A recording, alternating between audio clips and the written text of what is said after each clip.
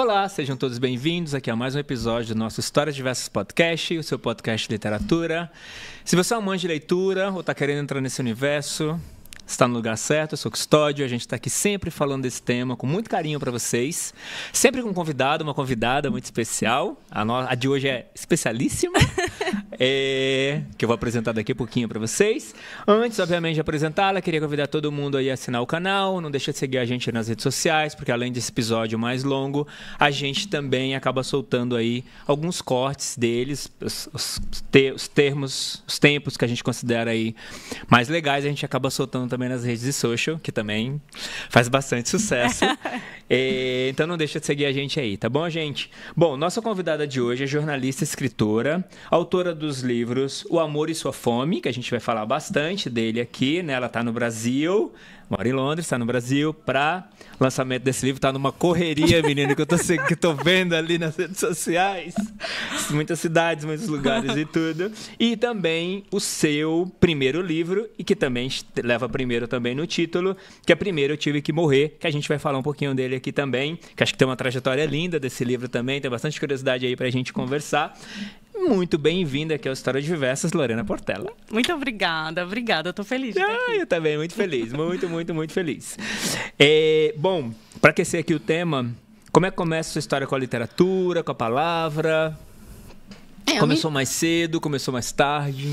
Não, a minha história com a literatura acho que começou, como acredito que a maioria, né, das pessoas que gostam de literatura, acho que também, de repente, é parecida com a tua.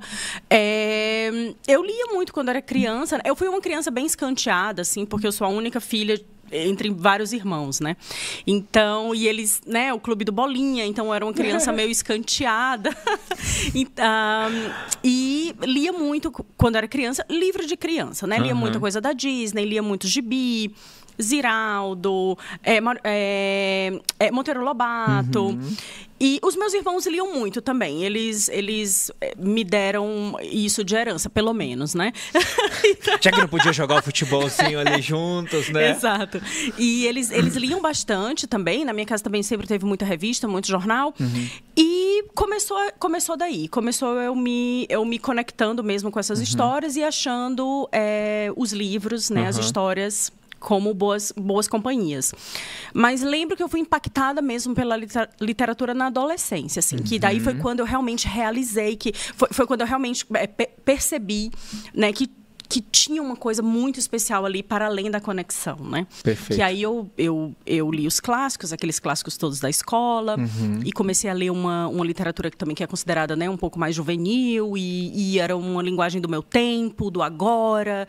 E aí foi assim que começou, foi como leitora mesmo. Perfeito. E aí, como que é o caminho para a escrita dessa adolescente mais leitora ali, para você falar, olha, acho que tem alguma coisa aqui, vou começar a escrever, vou começar a produzir alguma coisa, mesmo ainda sem pensar em publicar, mas que aí você chega eventualmente na publicação.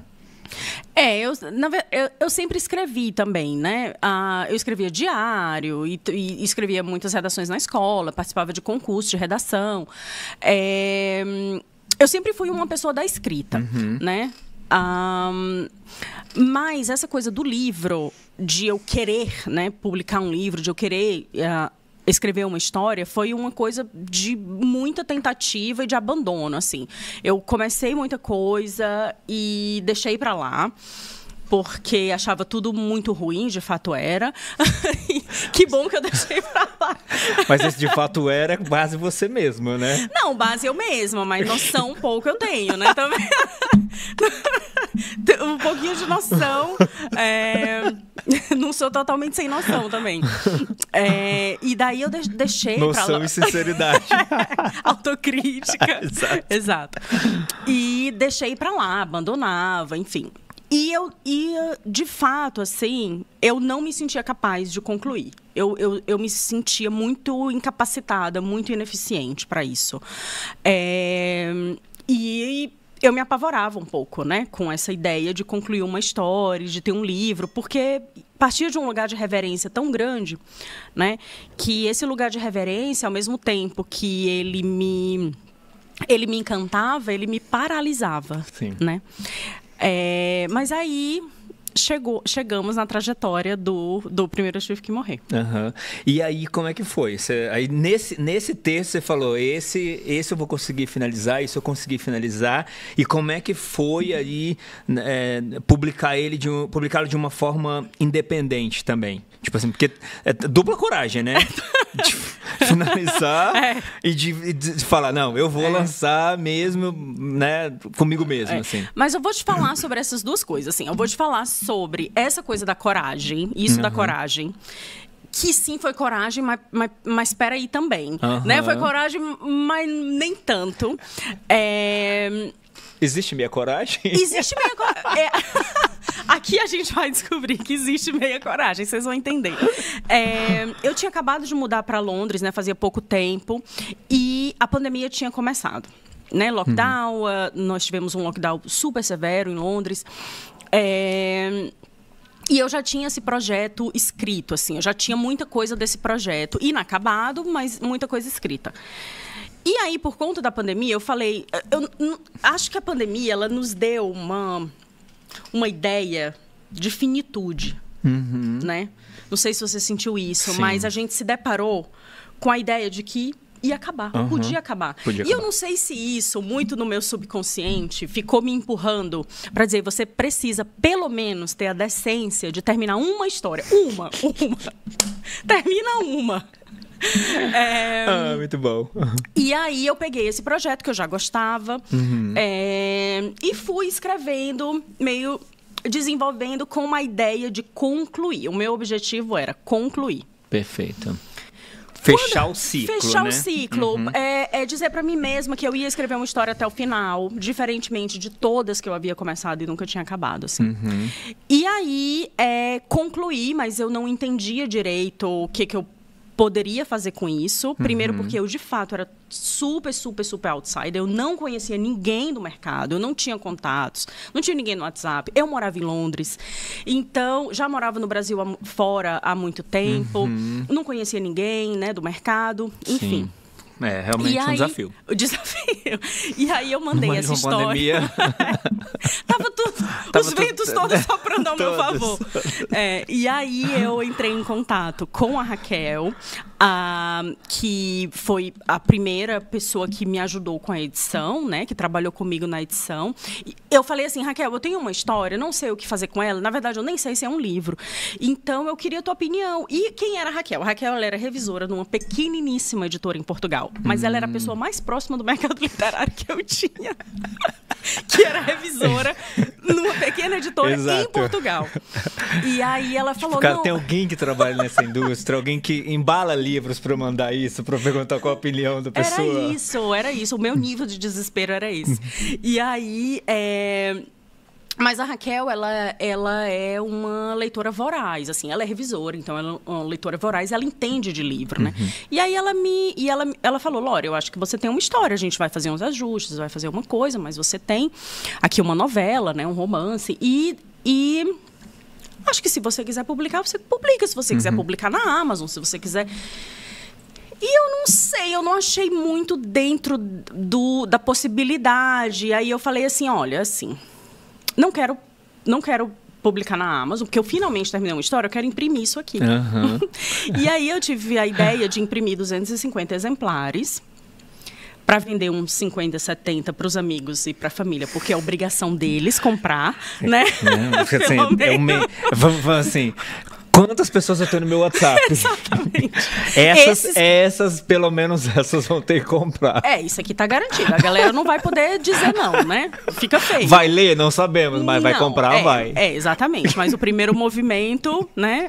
O primeiro apoio. Exato. E aí aconteceu que... E aí a minha ideia era vender 50, 70 para a família e para os amigos, e os demais livros dessa leva de 250, eu ia vendendo ao longo dos anos, ou, sei lá, ia jantar na casa de um amigo, levava um exemplar, sabe? Ia ficar nessa... Coisa bem humilde, assim. Sandalinhas da humildade. E daí, era essa a minha perspectiva. Então, assim, foi coragem? Foi. Foi. Mas até a página 2, porque na minha cabeça... era uma coragem que era protegida, porque ela ia... o meu livro, ele ia fazer parte de um núcleo pequeno. Tinha pouquíssimas pessoas no meu Instagram na época. Então, era para aquela turma. Sim. Era para aquele núcleo ali, sim, né? Mas também, eu acho que tem muita coragem... eu acho que eu entendo o seu ponto, é coragem, mas assim, mas é para um grupo aqui mais fechado e tudo. Mas também tem muita coragem na hora que você expõe um texto seu. Tem. Mesmo que seja para 50 pessoas, mesmo que seja para pessoas que te conhecem, né? Acho que tem... Qualquer pessoa que escreve e que resolve publicar, já tem uma coisa de coragem muito grande ali, porque é uma exposição. Esse caminho não tem volta. Você escreveu, você imprimiu 10 cópias, ou você botou na internet, ele não tem mais volta. É um ato muito corajoso. Concordo. Porque você vai ser julgada por aquilo. Pelo bem ou pelo mal, você vai ser julgada, né? Concordo ponto, plenamente. Concordo. Então, é meia coragem, mas a metade que é forte. A metade que é muito forte. Exato, muito forte. E na hora que você está fazendo um trabalho desse independente, é uma curiosidade mesmo, assim, como que você chega numa capa? Como que você chega nessas coisas? Como você chegou nessas... Como você criou a capa, por exemplo, essa primeira capa? Então, como eu tinha essa ideia, né, de imprimir poucos exemplares, eu fiz a capa. Não. Aí eu fui lá no Word, trabalho de escola. Eu fui lá na inteligência artificial. Com aquele Word Art, assim. Exato, Word Art. Não, como eu tinha essa ideia, né, de imprimir exemplares, o que eu queria? Não é porque eu ia vender pouco que eu queria que fosse feio. Concordo. Peraí, né? Também.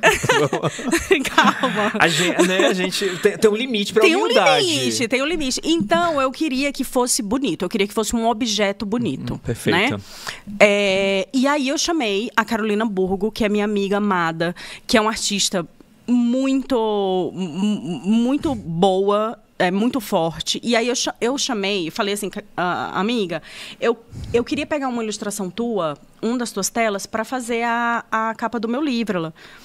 Aí ela falou assim, não vai pegar nada que tá pronto, eu vou fazer uma para você, do zero. Que demais. E aí eu mandei o livro para ela.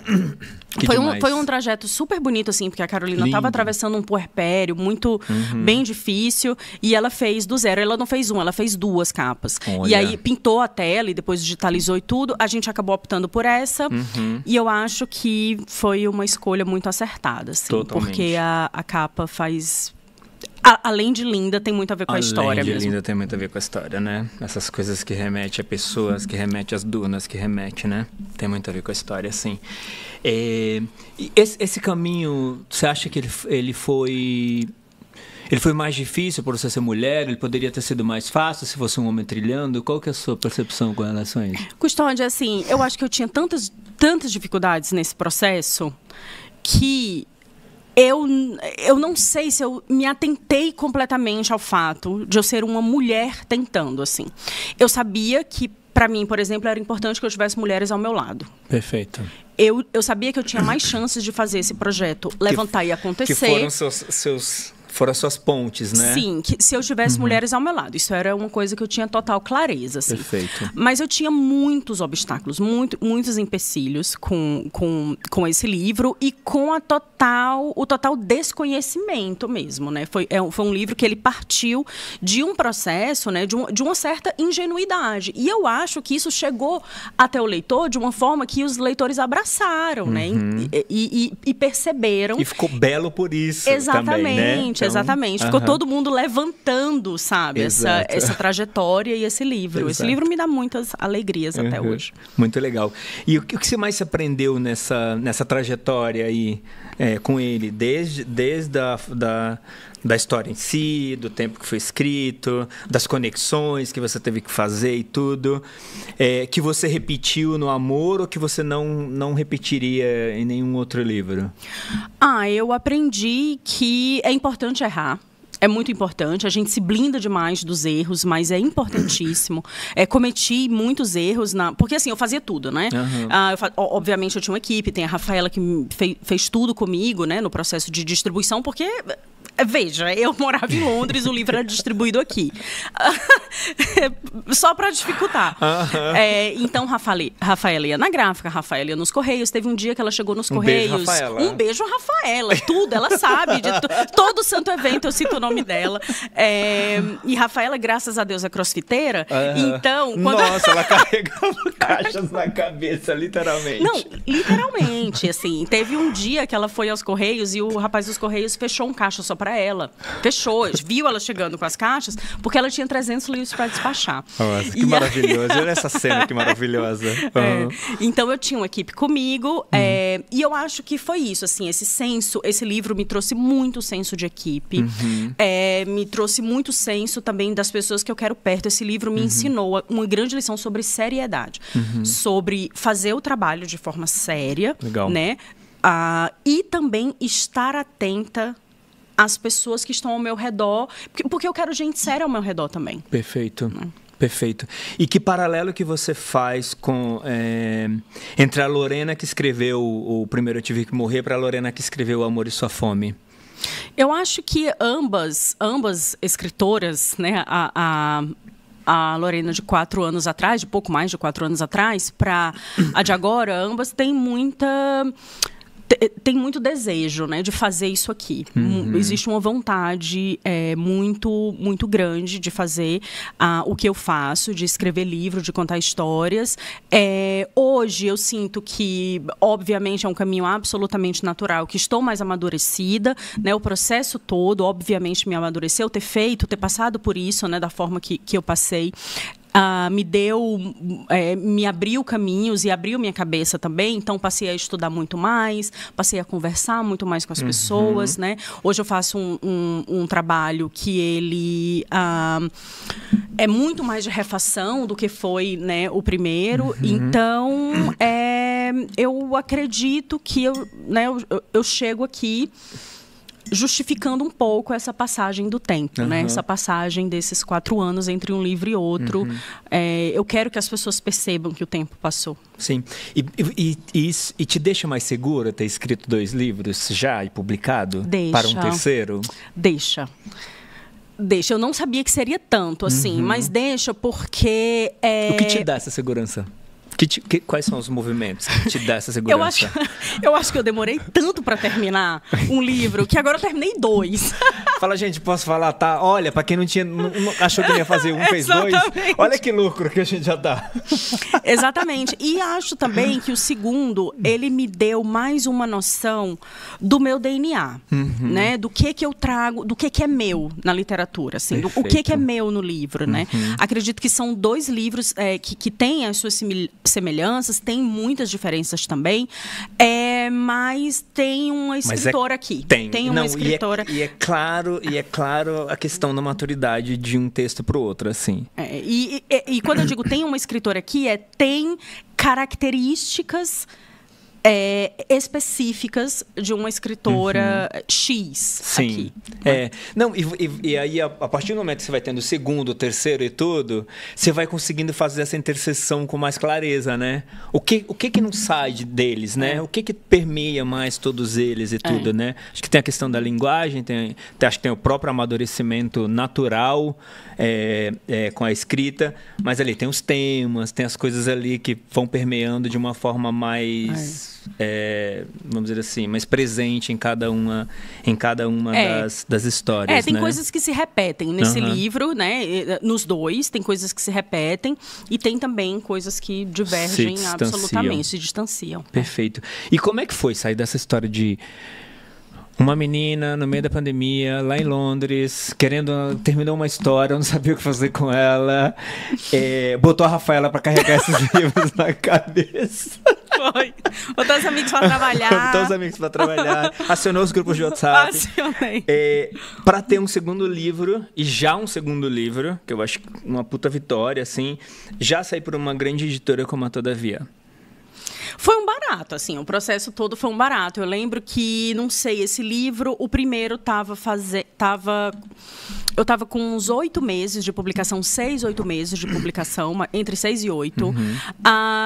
E as editoras começaram a entrar em contato comigo, né? Interessadas, tanto na reedição desse como em novos projetos, né? Então, desculpa. Imagina. Então, e aí, algumas editoras entraram em contato comigo, algumas editoras assim de menor porte, que eu questionei um pouco essa ida para a editora, porque assim, a gente já estava fazendo um trabalho de editora de pequeno porte, porque eu já tinha a Marisco Edições comigo. A Marisco não editou o livro, mas ela fazia elas faziam a distribuição. Tá. Então a gente meio que já estava conseguindo fazer, né? Já estava dando conta, assim. Mas aí chegou a Planeta, né, na figura do Cassiano. O Cassiano ainda estava lá na época. E o Cassiano dispensa apresentações, né? Fora o profissional que ele é.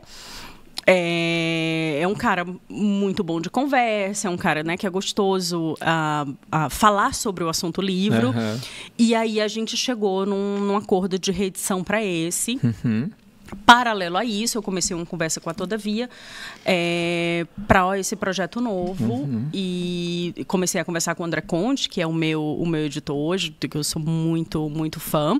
E na Planeta, o meu editor é o Matheus, que fez um trabalho super sensível na reedição, porque o Matheus tinha uma batata quente na mão, assim, né? Ele pegou uma reedição de um livro que já estava circulando, né? Já era um livro que era querido por algumas pessoas. Não dava para mudar muita coisa, né? Nesse ponto que você tá falando, exatamente. Né? Então, ele foi muito delicado, ele foi muito elegante, eu acho. Ele sugeriu mudanças, obviamente, mas elas são praticamente imperceptíveis, assim. Perfeito. Você citou ali no primeiro Eu Tive Que Morrer que você estava escolhendo mulheres, né? E aí você acabou de citar aí 2 homens como editores. Como é que é esse trabalho? Como é que é trabalhar com homem no edição, com temas, né, tão ligados também ao universo feminino e tudo? Como é que é essa experiência? O que você mais aprendeu aí, essa troca? É assim, eu não sou muito especialista em trabalhar com homens na edição de livro ou no mercado literário. Eu sou especialista em Matheus e André, assim. É o que eu consigo falar, então beleza, vamos trazer essa referência. Exatamente, porque o Matheus é isso, eu acabei de falar, ele é um editor super, super sensível, ele foi elegantíssimo com esse livro. Ele teve um respeito absoluto pelo que eu estava contando, da forma que eu estava contando, com a voz que eu estava contando. E o André, né? O André é um nerd, né? O André é nerd de livro, assim. E eu adoro também livro. E eu adoro escrever e reescrever. E eu gosto até mais de reescrever.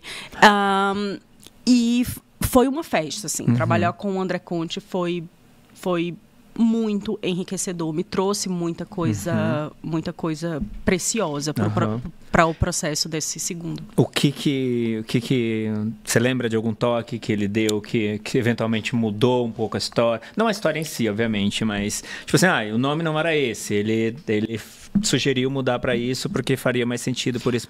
Tem alguma coisa assim que você fala, não, o toque dele nesse aspecto foi muito especial, né?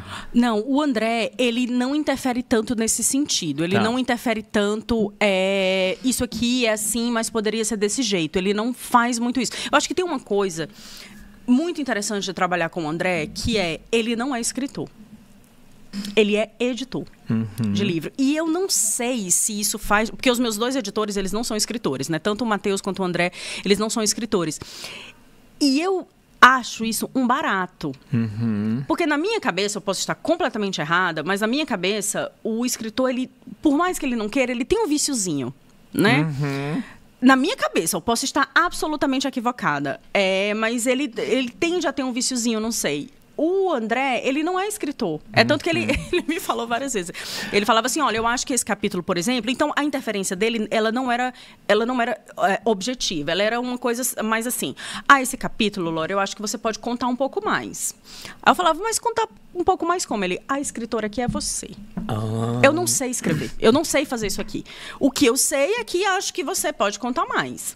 E aí, isso é muito legal também, isso é né? muito, muito legal. Ao mesmo tempo, assim, tá, o que que eu faço com isso, né? Gera uma coisa ali, porque é uma pessoa que não tá falando exatamente o que você tem que fazer, mas por outro lado é muito legal, porque ele te dá o caminho, é o famoso ensina a pescar. Exatamente. Ele não te entrega o peixinho pronto Exatamente. ali, entendeu? E me dizendo assim, ema, cada um com seus problemas, né? Esse é seu, querida, resolve. É seu. A escritora é você. Afinal, o livro é seu. Afinal, o livro é seu, a gente contratou para isso, para você nos entregar um livro. Então, conclua o seu trabalho. Te pedala. Então, é uma interferência mais de empurrar pra borda. Ah, muito legal isso que você tá trazendo. Ele ficava me empurrando pra borda, sabe? Vai ali mais um pouquinho. Vai. Me tangendo, muito assim. Muito legal. Era mais isso. Muito legal. Você é uma escritora, uma pessoa também muito presente nas redes sociais. Bastante, né? Como que você tem conciliado esse tempo das redes sociais versus a escrita e o quanto você se preocupa com a questão do cancelamento nas redes sociais? Eita, são duas perguntas interessantes. Eu acho que eu nunca fiquei pensando nessa coisa do cancelamento, mas vamos lá. A minha presença nas redes sociais, como é, assim... eu simplesmente não parei de usar o Instagram como eu já usava antes de ser escritora. Eu uso o Instagram como eu usava. Né? Tipo, posto viagem, posto comida, posto roupa que eu gosto, posto... Coisas em geral. Acontece que agora eu tenho um trabalho que chega às pessoas. E aí eu aproveito... Tô lembrando das suas fotos. Quais? Que o seu namorado tira. Olha, horrível, gente, ele tira 70, mas não vem uma que o ângulo não. Acho que mulheres, em geral, sofrem muito com... Desculpa, são parênteses mas é exatamente esse tormento mesmo. E aí, o que acontece é que hoje eu tenho um trabalho que chega até as pessoas. E aí, obviamente, como eu tenho um espaço online, eu uso esse espaço também para divulgar o meu trabalho. Perfeito. Mas eu uso as redes sociais com muita leveza, como eu sempre usei, assim. Eu falo do jeito que eu falo, eu escrevo do jeito que eu falo. E, tipo, eu não criei uma persona profissionalizada para esse perfil de escritora. Não me interessa muito, né? Não me interessa porque eu acho que causa um distanciamento que eu também não quero, assim. Eu não quero que... Não gosto muito dessa figura da escritora sisuda, ou, sabe... Que tem esse distanciamento, enfim. Não, então, pra mim, eu acho que isso é muito claro, assim, né? A gente tava até conversando offline, e eu te falei, nossa, adoro seus looks. Né? E você mora em Londres, então, assim, não dá pra... Né? Não é que a gente não se vê todo dia pra falar dos seus looks, né? Mas é isso, né? Eu acho que você é muito você ali mesmo, né? Então, eu acho que isso que você tá falando realmente faz muito sentido com o que a gente acompanha.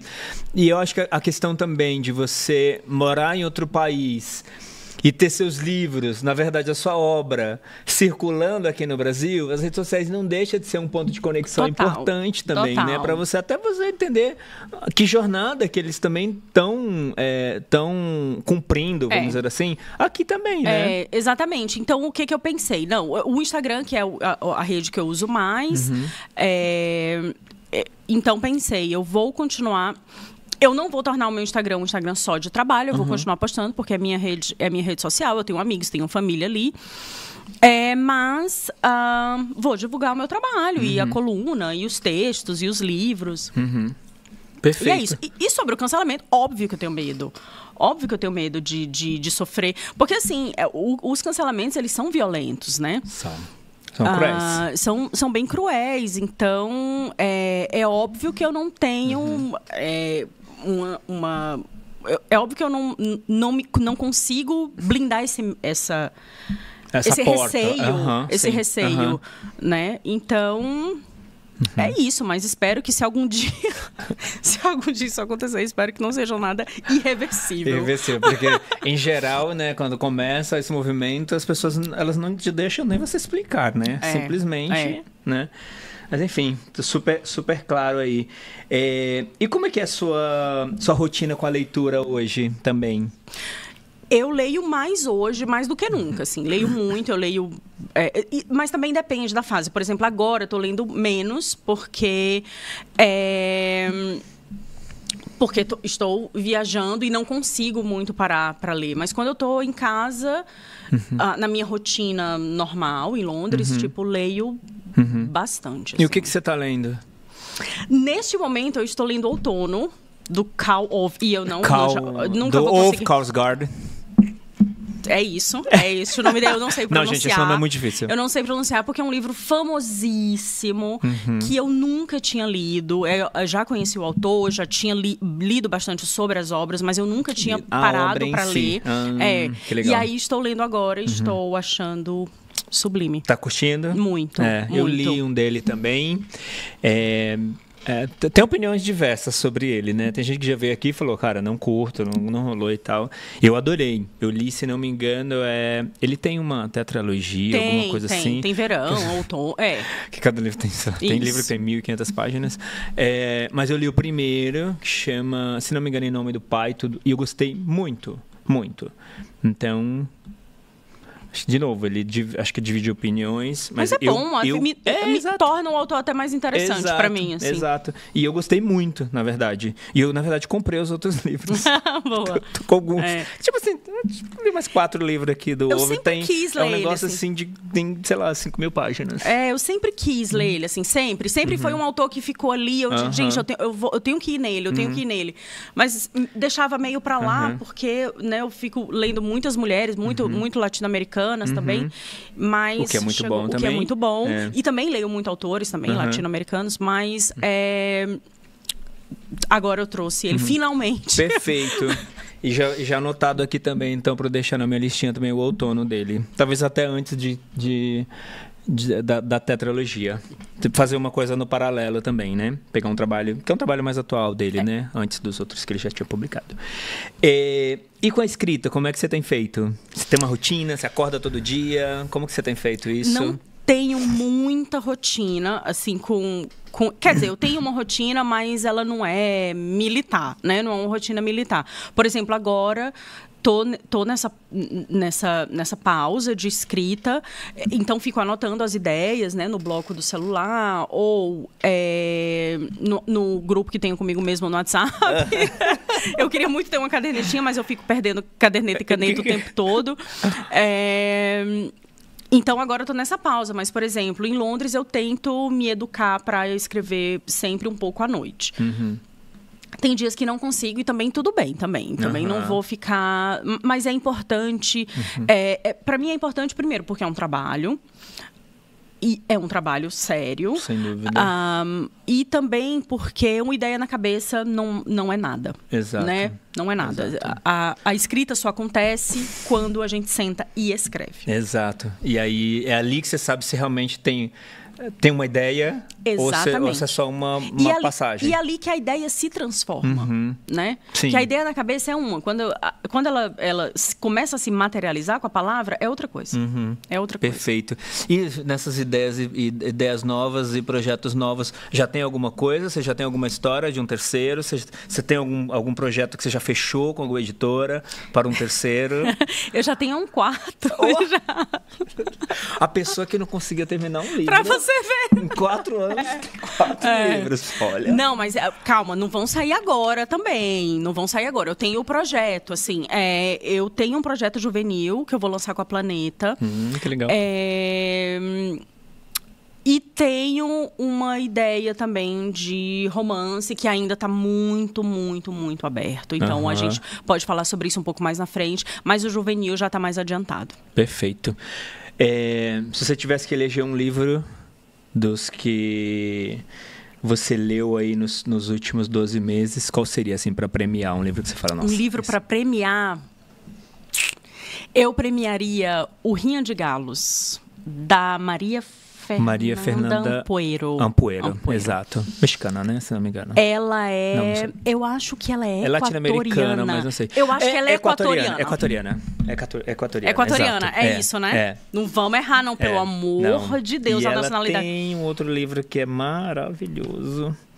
Mas pode falar aí. Pronto, eu premiaria o Rinha de Galos, da Maria Fernanda Ampuero. Perfeito. Porque eu fiquei abismada. E eu fiquei, obviamente, eu fiquei abismada com a violência. É um livro extremamente violento, é um livro atroz. Mas não é só isso, assim. Não é só por conta da violência. Eu acho que tem, de alguma forma, em meio a toda aquela atrocidade, ela conseguiu inserir muita ternura em alguns pontos desse livro, e eu achei bem engenhoso e super bonito de ver. E também porque ela tem uma coisa que eu gosto, porque eu não sei se ela escreveu esse livro com raiva, mas parece que ela escreveu com raiva. Gosto. Eu acho que a escrita dela é uma escrita com raivosa, né? Porque eu li dela, o Rinha não li ainda, mas eu li dela o Sacrifícios Humanos, que eu super recomendo. Mas, que você vai terminar isso aqui, você vai ler o Rinha de Galo, você vai ler esse livro. Tá na listaça. E aí... Os Sacrifícios Humanos também tem essa coisa visceral da raiva. É uma loucura. Me indicaram isso também. Então, parece que ela tá com raiva e eu gosto, assim. Eu acho que Acho interessante escrever com raiva. Eu também gosto. Eu gosto bastante dessa escrita com raiva. Tem algumas autoras que escrevem com essa coisa. Bem raivosas. Ariana Harkowitz. Ela no Brasil, a Monique Malcher. É uma escrita assim que eu gosto muito. Raivosa, gosto bastante. Eu queria só aproveitar, então, essa coisa de você estar morando fora do Brasil e falar de algumas coisas, fazer algumas perguntas assim, nesse aspecto que eu acho que pode... Que eu acho que as pessoas têm curiosidade de saber. A primeira coisa é a relação com a língua. Então, assim, você está em Londres, mas está escrevendo em português. Como que é isso? É uma forma também de se conectar com o Brasil. Eventualmente, você está escrevendo textos em inglês. Como é que você está? Como é que você balanceia isso? Você tá aí na isso da língua, o que o inglês trouxe para mim, porque o inglês é a língua que eu vivo a maior parte do tempo, né? O inglês, eu acho que ele me deu uma coisa que foi... Eu me comunico com mais clareza, assim, com mais objetividade, eu acho. É uma língua bem objetiva. Acho que o inglês foi tirando meio a gordura, assim, da minha fala. E acredito eu que sou mais assertiva. Acredito que eu sou mais simples, na verdade, né? Por conta disso, porque eu vivo... O inglês é muito direto, né? É muito direto, e porque eu vivo em duas línguas, e porque eu tenho que me comunicar com as pessoas em língua inglesa, sem ter todo o repertório que eu tenho em língua portuguesa. Né? Então, isso acaba que vai pautar a tua forma de se comunicar no geral. Aos poucos, isso vai virando o teu jeito de se comunicar. Perfeito. Então, tem muito a ver, assim, com escrever e falar de uma forma mais simplificada, acho. Perfeito. E você pensa em fazer trabalho de tradução? Eu já recebi convite para isso. Eu ainda não me senti segura o suficiente porque era uma tradução literária, e eu acho que aí para isso acho que eu tenho que estudar um pouco mais. Perfeito. E também exercitar um pouco mais, porque uma tradução técnica eu já fiz muitas.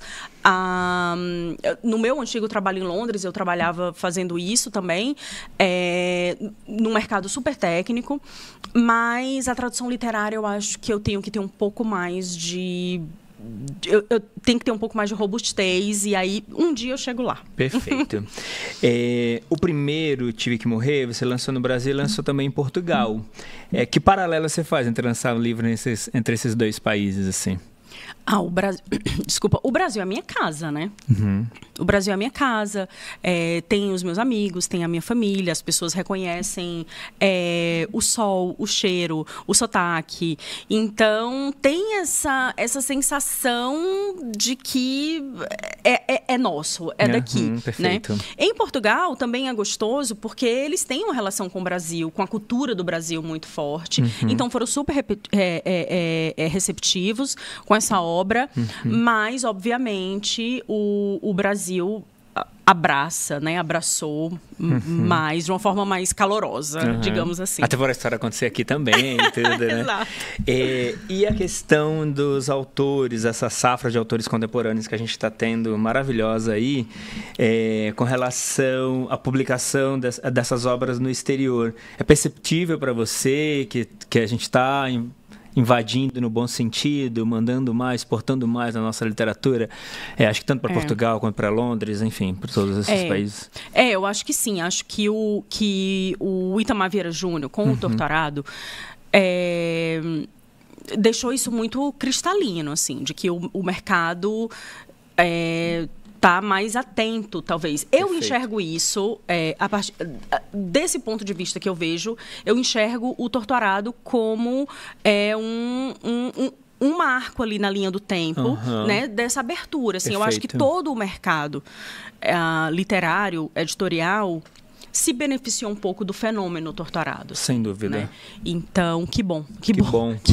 Obrigado, Itamar.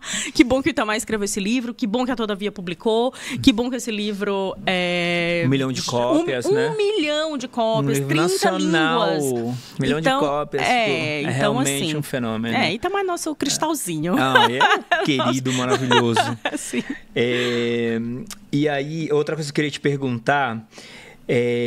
livro, quando a gente fala de preço, né, de livro, a gente fala muito de preço de livro no Brasil, a gente sabe, né, que tem uma relação ali entre o preço dos livros versus a condição social dos brasileiros e tudo, e para boa parte dessa população, sim, um livro é caro. Muitas pessoas, quando compram um livro, deixam às vezes até de comprar comida. Como que é essa relação lá fora, assim? Os livros são caros, se pensar na moeda local e tudo? Não, eu acho que os livros são mais baratos. Você fazendo a comparação salário mínimo e preço de livro, acho que são proporcionalmente mais baratos. Mas eu também não entendia, Cris, essa coisa do Cris, não, eu ia falar Cristódio. Desculpa. Não, relaxa que eu já estou bem acostumado, porque assim, meu nome, que não é um nome simples, assim, as variações todas. Eu ia falar Cristódio. É o novo nome. Cristódio. É Cristiana, mas Custódio. Adoro. Que louca. Não, relaxa, porque assim, pelo menos é Cristódio. Já tem gente que me chamou de Conrado. Então, assim... Não, e as pessoas me chamam Larissa, Letícia, Luana. Foi com L, a galera chama. Foi com L, não, esquece. Preço de livro. Voltando aqui pro fio da meada. Eu também, antes de eu fazer o meu próprio livro e imprimir do meu próprio bolso e ver como que funcionava a roda, porque como eu fiz do zero, exato, eu também não entendia muito essa questão do preço perfeito, do livro. Até que eu publiquei o meu próprio e imprimi sozinha e fui fazer as coisas, aí eu entendi. Porque aí você sai desse lugar, né, de leitora para alguém que está vendo ali como é que funciona a engrenagem. Exatamente. Então, assim, de fato... caro. Se você quiser remunerar as pessoas que estão trabalhando com você, se você quiser fazer as coisas direitinho, é um produto que tem um custo elevado, mesmo. Né? Então, tem papel, tem logística, tem muita coisa. Tem diagramador. Tem todo mundo por trás. Tem diagramador, né? Tem uma equipe, tem dois revisores, tem editor, tem preparador de texto. Então, assim, se você quiser um livro bem feito, ele vai custar um valor X. Mas tem muita reclamação que eu vejo... eu entendo que o valor do livro no Brasil, ele não chega ele é um valor caro para uma camada enorme da população. Mas tem muita reclamação de preço do livro que parte de uma turminha bem cínica, assim, sabe? Que eu enxergo que não tem muito por que tá reclamando, assim, sabe? Não tem muito. Por exemplo, eu vou citar um exemplo, uma vez que eu estava no finado Twitter, que eu vi uma pessoa postando assim, queria muito comprar... Eu não lembro qual era a autora, mas era de um autor, de uma autora X, era uma coletânea, não sei. E aí a pessoa falou assim, eu queria muito comprar, não sei o que, esse livro especial. E aí eu fui ver, e o livro era R$ 79,90. Aí falou, não, mas o preço tá muito caro, o preço tá muito caro. Logo em seguida, tipo... quase na mesma sequência, a pessoa falou, quero pedir um hambúrguer. A pessoa mora em São Paulo. Quero pedir um hambúrguer. Desculpa se estiver ouvindo e se souber, mas é sobre isso. E aí a pessoa fala assim... exatamente. E aí a pessoa fala assim,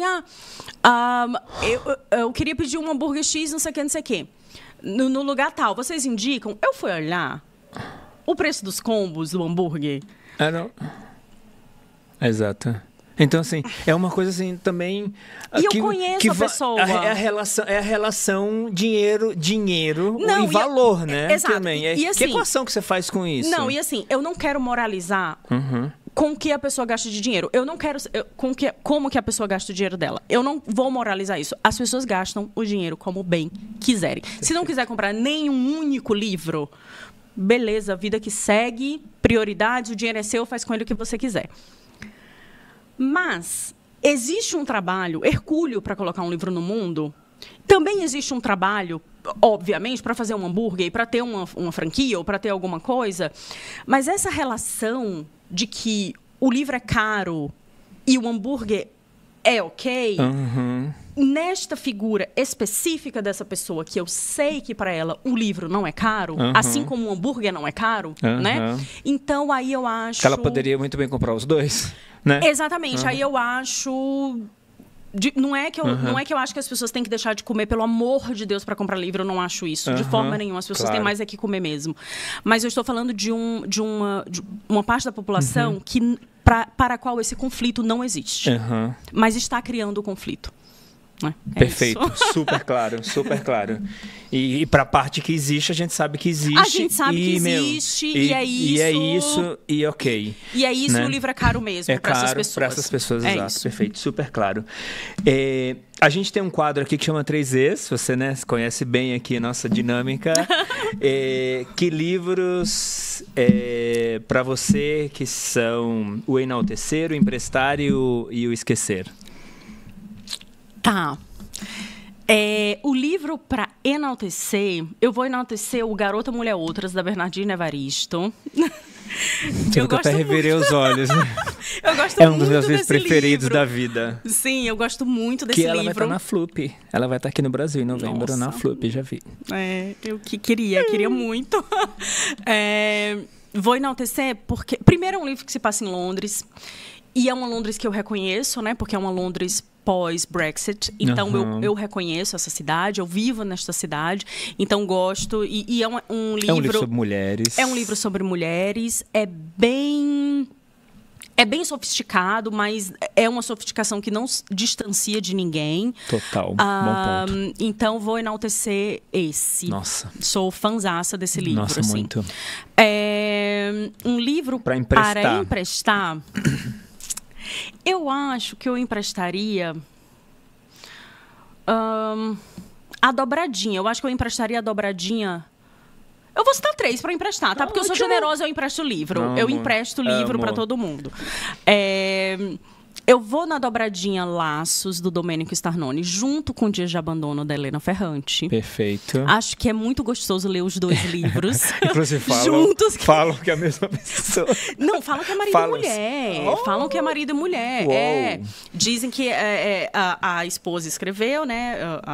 A Helena Ferrante, e o Domênico é o marido da Helena Ferrante. Existe essa fofoca, né? Vamos saber, não sei. Não sabemos. Mas gosto provavelmente nem saberemos. Exatamente, provavelmente. Mas é porque eu acho que um é o espelho do outro, assim.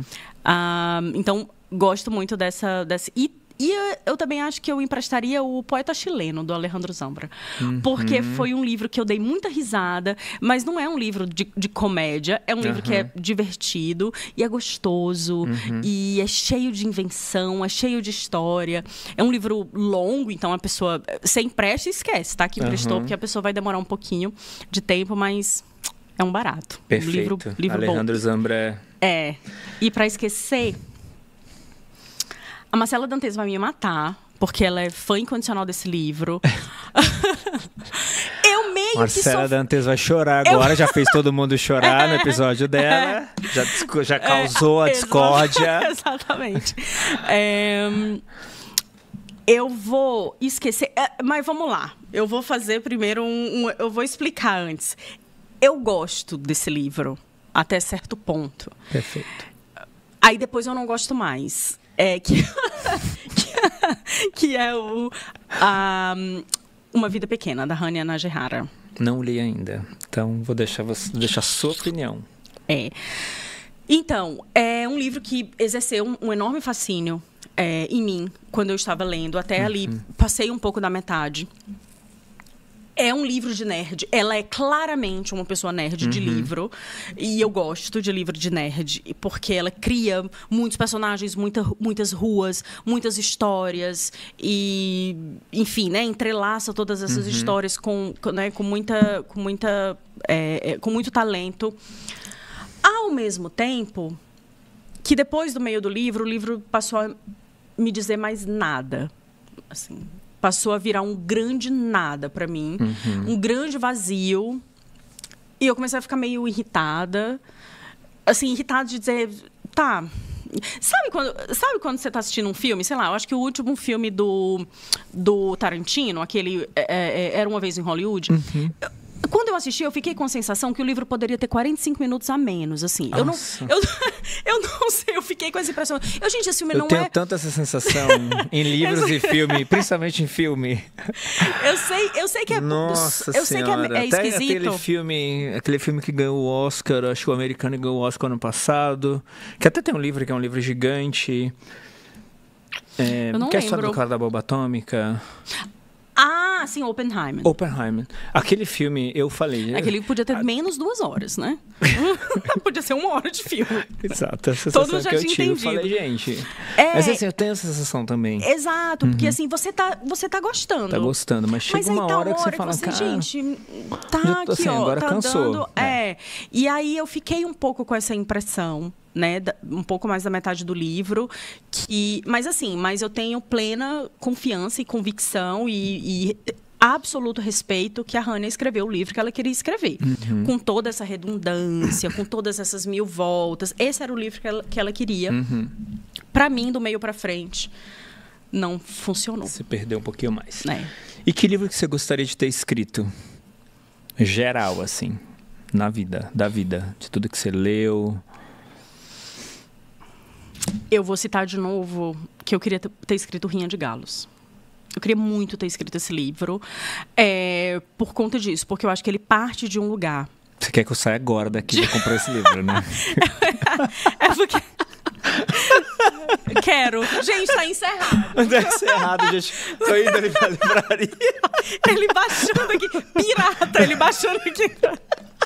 Enquanto ela fala. Xerocando, indo ali fora, xerocar. Exato. Não, Eu queria muito ter escrito Rinha de Galos. Eu acho que eu até postei sobre isso no meu Instagram, porque eu queria ter escrito esse livro por conta disso. Porque ele parte de um lugar de muita bravura, assim. É um livro absurdamente corajoso.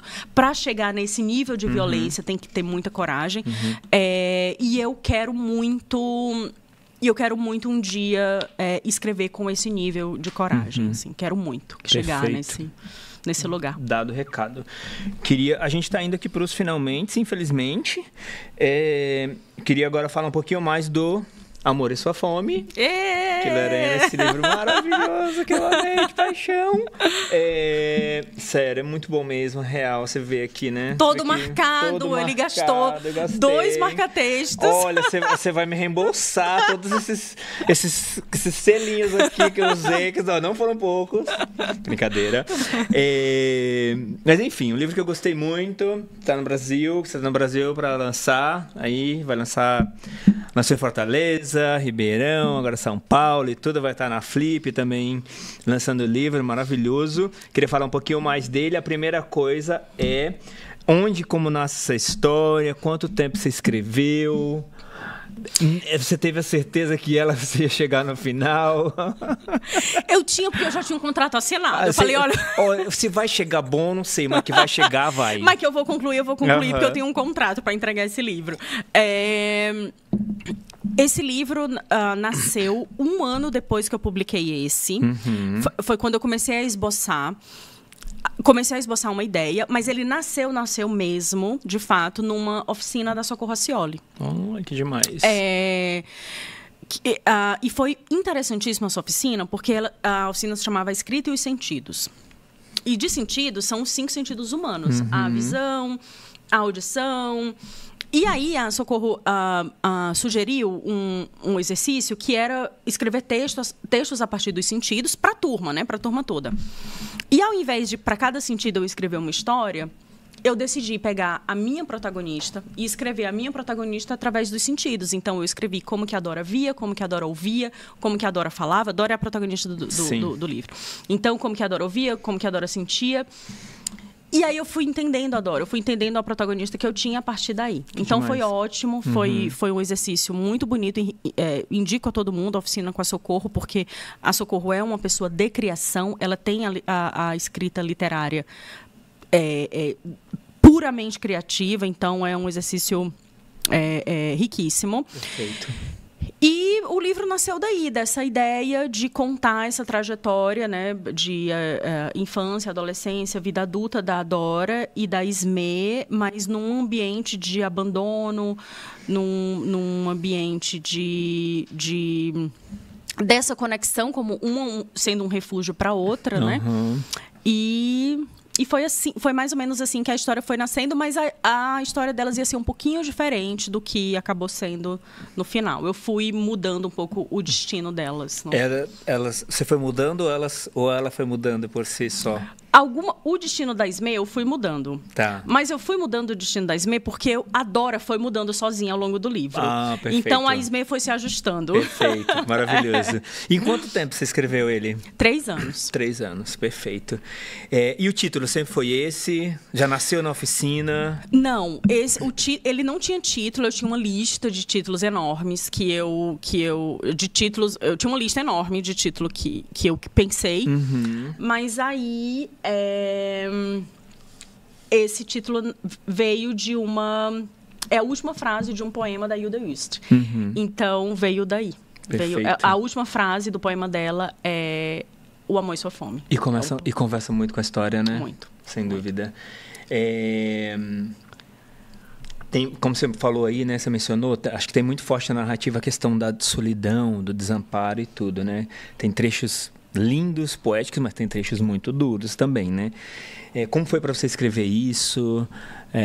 Foram momentos mais difíceis da história? Teve que abandonar, sair um pouco, respirar? Não, só teve uma cena que para mim foi muito difícil, que foi a cena da Dora com o pai, na cena daquela cena da rede, que o pai dela já tá bem doente, assim, que ela acende a vela, tudo. Aquela cena foi difícil porque eu perdi meu pai há relativamente pouco tempo.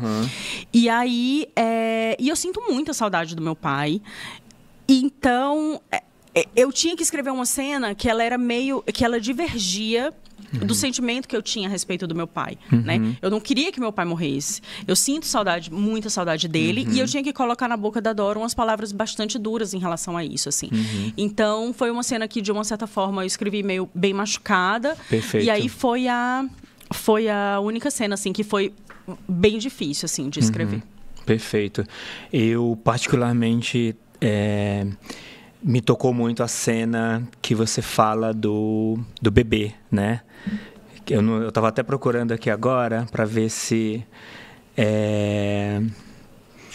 você tinha ele aqui de uma forma mais fácil, que eu achei tão lindo como você colocou ali. Você colocou assim... Mas você colocou assim: o Bent chegou numa madrugada e mudou a rotação do mundo, alinhou o que estava errado no planeta, ordenou paz na Terra, que fingiu obedecer. Nossa, nessa hora eu só falo assim: olha, Lorena Portela, você vê o que você vai fazer com essa criança nessa história. Nossa senhora. Mas tomei todo o cuidado do mundo. Então, você... Vou dar spoiler, não. Mas enfim, tem trechos lindíssimos, lindíssimos. Eu amei essa coisa que você chegou e mudou a rotação do mundo. Eu amei isso demais, né? Porque eu acho que é assim que as crianças chegam, né? A outra coisa que eu queria te perguntar é se teve alguma coisa que... Você falou que a Dora começou a ter vida própria, né? E depois você teve que ir ajustando a Esmê. Teve alguma coisa ali que a Dora realmente impôs, que você falou, cara, você quer ir desse jeito, então vai. Porque, assim, não estava programado, mas isso está se impondo aqui muito mais do que eu imaginei que fosse se impor, sabe? A Dora ia ser um pouco mais coitada do que ela é. Ela é bastante coitada, mas ela ia ser um pouco mais. Porque ia ter uma camada extra de violência, assim, na vida dela, que eu resolvi que eu não queria mais, assim, né? Eu fui entendendo, a partir do desenvolvimento da Dora, eu fui entendendo que aquela camada ali, ela não enriquecia a personagem. Perfeito. Muito pelo contrário, ela empobrecia a Dora, então deixei pra lá. Perfeito, maravilhoso. Porque eu acho que ela... A história dela não é uma história simples, não é uma história fácil, mas você não vai pra coisa do poço do sofrimento, da angústia, da maldade, blá blá blá, né? Exatamente. O que não deixa de não ter é que você não desce tanto, que eu acho que também tem uma medida aí que ela é importante, porque senão fica, às vezes até vai pro extremo demais, fica sofrido demais, né? Exatamente. E o meu compromisso, assim, era em tornar a Dora uma personagem interessante, assim. E acho que aquela camada extra de violência, de dor, de desgraça, não sei, eu acho que de uma certa forma ela ia empobrecer um pouco a Dora, né? E eu gosto que ela é essa personagem meio tinhosa, assim. Perfeito. Já estamos falando em personagem, eu vou propor aqui uma brincadeira pra gente falar o que um personagem diria pro outro. Tá bom. O que a Esmê diria pra Dora? Me fala o que aconteceu. O que a Dora diria pra Esmê? O que aconteceu? Maravilhoso. O que o Jaime diria pra Dora? Não sei nem se o Jaime fala assim direito, pra falar a verdade. Olharia, então. Acho que ele olharia pra Dora. E o que a Dora falaria pro Jaime? Essa pergunta é muito boa. O que a Dora falaria pro Jaime? Tá tudo certo. Perfeito. Combinado não sai caro. O que a Lorena diria pra Dora? Pra Dora. Obrigada, Dora. Muito obrigada. E o que a Lorena falaria pro Jaime? Tá vendo que o Jaime sempre me pega? Porque o Jaime é o Jaime é um personagem curioso. O que eu falaria pro Jaime? Acorda. Perfeito. Acorda um pouco. Perfeito. Vou ler um trechinho aqui antes da gente fazer finalizar com o nosso ping-pong, que a gente sempre finaliza com ele, tá? Ai, adoro. Eu amava a Esmê e o Jaime, juntos, comigo. Era amor porque era amizade. No mundo inteiro só havia 3. E o banho de rio, e os animais dos rios, os reais e os dos sonhos. Só nós ali. Só podia ser amor. Eu não sabia outra palavra. Os bichos nadando me sopraram que sim, era isso. Desconhecia outra definição melhor. O rio passava por nós e eu sabia. E amor é só isso mesmo. Parece complicado, mas não. Lindo. Obrigada. Obrigada. Nesse livro. Vamos pro ping-pong? Vamos. Então, escrever é... Preciso. Editar. É necessário. Ler.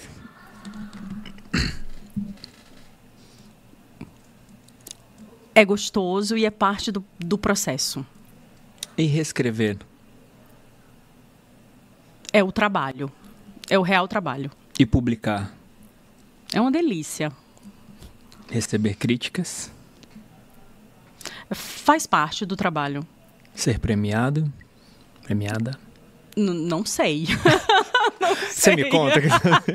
Eu não sei. Mas acho que deve ser bom, né? Deve abrir, enfim, né? Deve expandir um pouco o trabalho. Eu acho que uma das coisas mais legais dos prêmios são essas, né? A chance de mais gente conhecer um determinado livro. Sem dúvida. E às vezes o livro ganha uma relevância até quando é finalista, não necessariamente é o prêmiozão, exatamente, né? Mas só de estar em alguma lista e tudo, as pessoas começam a falar mais, né? Então acho que tem esse ponto também. Publicar o primeiro livro. Publicar o primeiro livro foi andar num beco escuro. E o segundo? Foi ver várias luzinhas no meio desse beco. Maravilhoso. A opinião do leitor? É bom, é gostoso, mas não pode dominar o processo nem corromper a escrita. Perfeito. O amor e sua fome é? São duas coisas que se retroalimentam. São duas palavras que estão muito mais conectadas do que a gente pensa. Perfeito. É Hilda Hilson, né? Também. Maravilhoso. Super obrigado. Obrigada, que papo delicioso, obrigada. De verdade foi mesmo. Ótimo, maravilhoso. Foi ótimo. Acho que me diverti muito. Aliás, Sim. acho que nos divertimos, né? Então, super obrigado aí, tá? Parabéns pelo trabalho, parabéns pelo livro, vida longa aos dois, ao Amor e Sua Fome, que tá chegando, que você tá lançando aqui. Na verdade, já chegou, a gente chegou um pouquinho antes, já né? chegou. E vida longa, e que venham muitas histórias, que essas ideias todas que estão aí anotadas Sim. e tudo, que elas possam aí ser desenvolvidas e trazer histórias lindas como essa que você trouxe aqui pra gente, como, aliás, as duas. Mas especialmente essa última que você trouxe aqui, que realmente é uma história linda e muito bem contada e muito sensível. Se deixar, eu fico falando aqui por muito tempo. Então, obrigada. Vida longa ao teu projeto também, ao teu podcast. É uma delícia estar aqui. Imagina, obrigado. E super obrigado. Gente, obrigado pela audiência, obrigado por estar aqui com a gente. Espero que vocês tenham se divertido aí, dado risadas quanto a gente riu aqui durante esse papo super gostoso. Não deixem de comentar aqui embaixo o que vocês acharam do episódio, quem vocês gostariam de ter aqui no podcast, que obviamente a gente vai tentar contatar e fazer um papo aqui também com esses autores ou pessoas ligadas à indústria, tá bom? Já tem um novo episódio aí pra vocês e a gente se vê logo. Um beijo grande, fiquem com Deus e a gente se vê já.